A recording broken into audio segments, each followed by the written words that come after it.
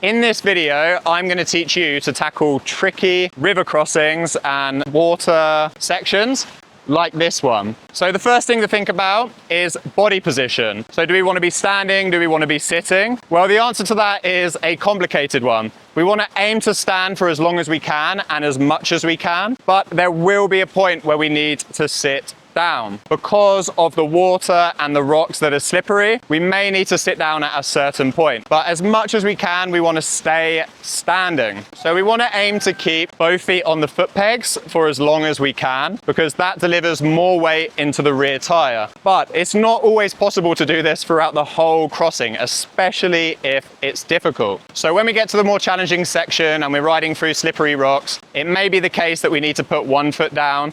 And in certain circumstances, we may even need to take both feet off and paddle, which is not ideal, but it is sometimes necessary. But remember, if we do paddle, when we find traction again, we want to put our feet back on the foot pegs, and that can help us maintain traction through the river crossing.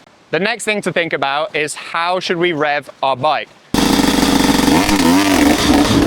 Whoa! No fucking way! So we want to maintain low revs to hold traction in the slippery conditions. So the rocks can be like ice. So just holding low revs will just allow the bike to tractor over the rocks. If you accelerate really aggressively on the rocks, then you're going to spin sideways, you're going to crash, and you're going to get your bike wet, and you're probably not going to be able to start it again. So we want to maintain low revs. Before we go up onto the slippery rocks, we may need to engage the clutch, increase the revs, and as we go over the rocks, we're easing off the throttle. So we're decelerating across the slippery rocks. That will help us hold traction. Another thing to think about when we're doing river crossings is braking. So these conditions are so slippery that if we grab the front brake, we're just going to wash the front end and we're going to end up in the water. So I would try to stay off the front brake. And really, if we do need to brake, we can just use the rear brake gently to control the speed of the bike. And we can also use the clutch to control the speed. So holding the bike on the biting point of the clutch will prevent the bike from going too fast, but it will also help us maintain traction. Another thing to think about is line choice. So when we're choosing what rocks to ride over, it's really important to try and stay away from the slippy rocks, the mossy rocks, and the sharp rocks. If we can find flat rocks that look like they have a bit of traction, maybe the water isn't going all the way over the rocks, then we can maintain traction across those rocks. The sharper the rocks and the more cracks and holes, obviously we want to avoid getting our front wheel or our rear wheel stuck in any of those holes. So try and stay on top of the rocks as much as we can. It's worth slowing down a little bit to